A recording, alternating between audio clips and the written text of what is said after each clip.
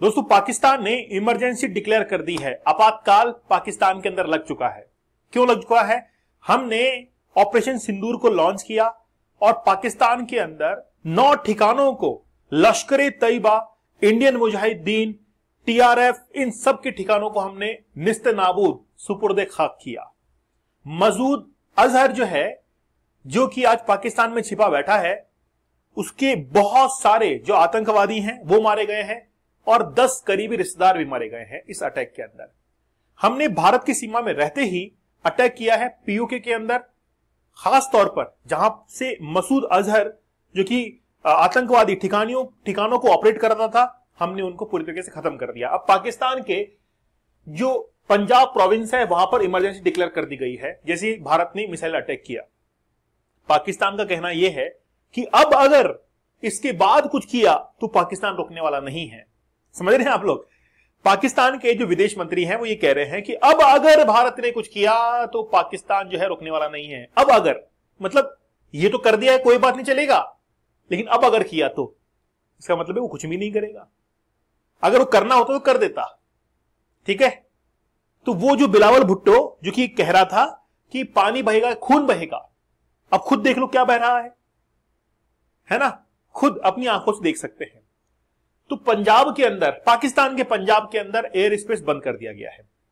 Location पे चलते हैं, मैप में क्या कह रहा है। देखिए, पाकिस्तान के अंदर कुल 4 प्रोविंस आप लोग देख सकते हैं। यहां पर ये पंजाब है, ये खैबर पख्तूनवा है, ये बलूचिस्तान है और ये सिंध है। ये जो बॉर्डर लग रही है पंजाब की, ये राजस्थान से होते हुए आप लोग देख रहे हैं कि पंजाब तक बॉर्डर वो शेयर हो रही है ना? राजस्थान, भारत के पंजाब तक बॉर्डर शेयर हो रही है और पंजाब के अंदर इमरजेंसी डिक्लेयर कर दिया गया है। पहले मैं आपको कुछ फोटोग्राफ्स दिखाता हूं जो कि पहले मैंने आपको दिखाई है कि ये पहले की कुछ तस्वीरें हैं जहां पर आपको एस्टेब्लिशमेंट दिखाई दे रहे हैं, लोगों की कॉलोनियां दिखाई दे रही हैं, लेकिन बाद में सुपुर्दे खाक, है ना? चलो आगे देखो, फिर देखो कितने सारे घर दिखाई दे रहे हैं। यहां पर देखो सुपुर्दे खाक। आगे देखिए, यहां पर घर देखिए इनके, जहां से अब देखिए ये जो है वो बहुत इंपॉर्टेंट था जैश ए मोहम्मद का, जहां से हथियार सप्लाई हुआ करते थे। सुपुर्दे खाक। समझ रहे हैं आप लोग? तो जिस तरीके से हमने ऑपरेशन सिंदूर को अंजाम दिया है वो बड़ा जबरदस्त है। पाकिस्तान की जबान नहीं निकल रही है। पाकिस्तान ये कह रहा है कि अब किया तो देख लेना, हम करेंगे, है ना? लेकिन वो कुछ भी करने वाला नहीं है। सामान ही नहीं है, कहां से करेगा? एक्चुअली में पाकिस्तान के पंजाब के अंदर इमरजेंसी डिक्लेयर की गई है। इसका मतलब क्या है वो पहले वो समझिए। पाकिस्तान के अंदर जो इमरजेंसी डिक्लेयर की गई है, इसमें जितने भी स्कूल्स हैं, जितने भी कॉलेजेस हैं, सब बंद कर दिए गए हैं। जितने भी सरकारी जो लोग छुट्टियों पर थे उनको वापस से बुला लिया गया है। साथ ही के अंदर एयर स्पेस बंद कर दिया गया है। जितने भी फ्लाइट्स थी, चाहे वो कहीं पर भी जा रही हो, सबको डाइवर्ट कर दिया गया है। पाकिस्तान से कोई भी प्लेन वो अब टेक ऑफ नहीं कर रहा है। बोले रोक दो इनको सबको, अभी पता नहीं आसमान में उड़े और भारत से मिसाइल आए, उड़ा दे इनको, रोक दो इनको यहीं पे। कुछ भी कर सकता है भारत अब। तो 22 अप्रैल को जो पहलगाम अटैक हुआ था उसमें 26 लोग हमारे मारे गए थे। बहुत सारी महिलाओं के सिंदूर मांग के सिंदूर वो उजड़ गए थे, इसलिए हमने ऑपरेशन का नाम क्या रखा? ऑपरेशन सिंदूर रखा है। उसके बाद में हमने लगातार कार्रवाई जारी रखी थी। जैसे सिंधु रिवर का पानी हमने रोका, उसके बाद में हमने जो एग्रीमेंट था 1960 का उसको तोड़ दिया। इसके वापस पाकिस्तान ने क्या किया? शिमला एग्रीमेंट को तोड़ दिया। बोला एलओसी हम लोग नहीं मानेंगे, मत मानिए, अच्छी बात है। तो ये वो चलता हुआ आ रहा था और भारत ने चेनाब रिवर का पानी भी रोक दिया है अब। तो बात यह है कि भारत बहुत स्ट्रेटेजिक तरीके से आगे बढ़ रहा है। भारत की पहचान है आज जियोपॉलिटिक्स के अंदर। भारत कोई कदम उठाता है उसको 10 लोग देखते हैं, लेकिन पाकिस्तान क्या कर रहा है कोई पूछ नहीं रहा। जिस चाइना के पीछे उछल रहा था, चाइना खुद कह रहा है एक्स पर ट्वीट करके कि हम टेररिज्म के खिलाफ है। वो ये नहीं कर रहा है कि हम पाकिस्तान के साथ में हैं, जबकि रशिया तो हमारा अच्छा मित्र है। रशिया ने कहा चाहे कोई भी हो, तुम अगर उसके खिलाफ युद्ध करोगे तो हम तुम्हारे साथ हैं। नेताजी तुम संघर्ष करो, हम तुम्हारे साथ में हैं। रशिया ने कह दिया है कि अगर लड़ाई करोगे तो हम तुम्हारे साथ में हैं, हम पीछे हटने वाले नहीं हैं।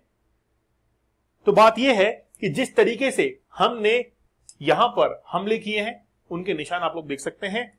कुल 9 आतंकी ठिकानों पर 7 शहरों के अंदर हमने मिसाइल उनका अटैक किया है। 24 मिसाइल एक के बाद एक दागी हैं और पूरी तरीके से पाकिस्तान के पीओके वहां पर हलचल मचा दी। इमरजेंसी डिक्लेयर हो चुकी है।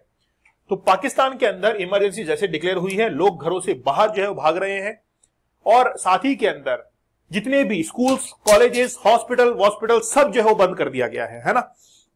हॉस्पिटल वगैरह सब जो है वहां पर क्लोज हो चुका है, कभी कुछ भी पाकिस्तान के अंदर हो सकता है।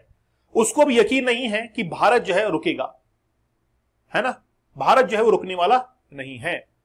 अब एक्चुअली में पाकिस्तान की सेना क्या कर सकती है मैं आपको बताता हूं। पाकिस्तान की सेना क्या करेगी कि वो ये सबसे पहले ये कहेगी कि भारत ने सीज फायर का उल्लंघन किया है। उसके पास में एक ही मुद्दा है, सीज फायर का उल्लंघन किया है, तो हम लोग भी जो है उसका हमला करेंगे।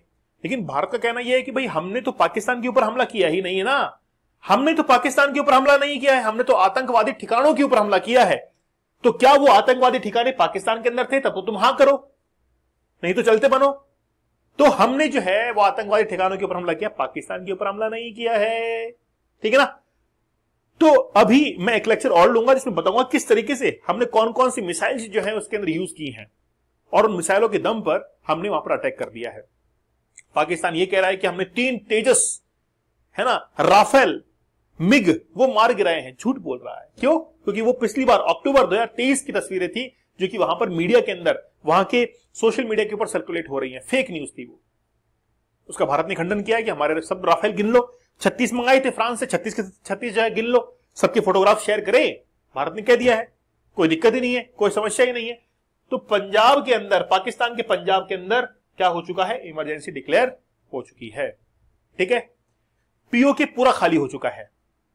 पीओके के अंदर अब एक्चुअली में क्या है, राजा हरि सिंह जब भारत के साथ में आकर मिले थे, इंस्ट्रूमेंटेशन ऑफ एक्सेशन पर साइन किया था, उस समय भारतीय सेनाएं वहां पर गई थी ताकि वो पाकिस्तान के जो सैनिक हैं उनको बाहर निकाल सकें।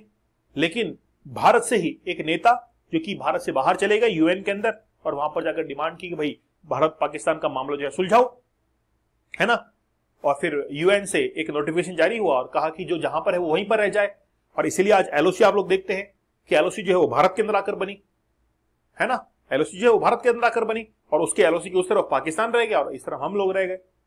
1965 में हमारे पास में मौका था कि हम लोग पीओके को ले सकते थे, 1971 में हमारे पास में मौका आया, लेकिन 99 के अंदर मौका आया, हमने नहीं लिया। अब मौका है कि अब ये पीओके का मामला जो है वो खत्म ही कर दिया जाए, ना रहेगा बांस और ना बजेगी बांसुरी, है ना। तो इस तरीके से हम लोग जो है वो अच्छे से रिटेलिएट कर सकते हैं।